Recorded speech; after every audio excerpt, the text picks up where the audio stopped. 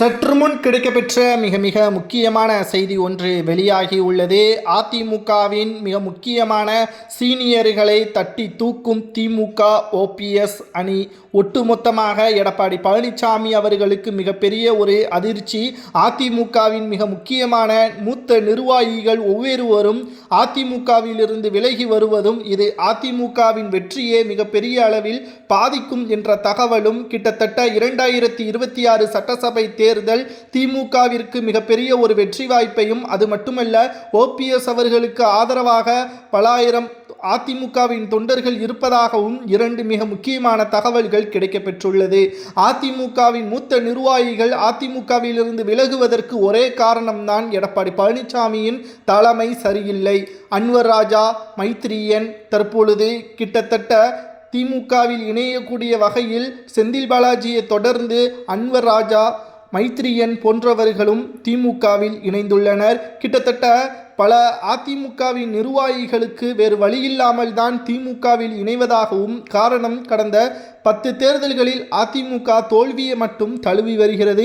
ஓபிஎஸ்ஐயும் புறக்கணித்து விட்டது, சசிகலாவையும் புறக்கணித்து விட்டது எடப்பாடி பழனிசாமியின் தலைமை.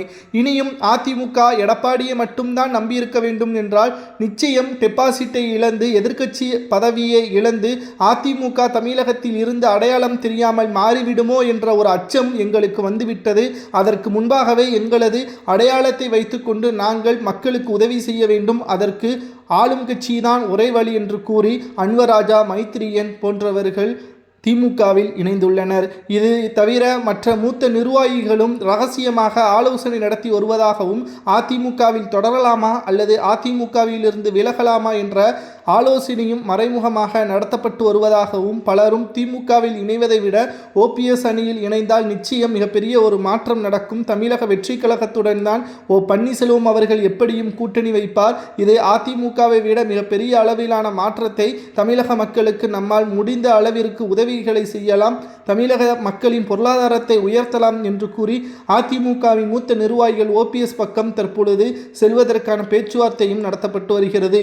எடப்பாடி சரியான தலைமையா அல்லது ஓபிஎஸ் அவர்களுடன் இணைவது அதிமுகவின் மூத்த நிர்வாகிகள் எடுத்த முடிவு சரியானா தவறா என்பதை கமெண்ட் வாயிலாக மறக்காமல் கூறுங்கள்.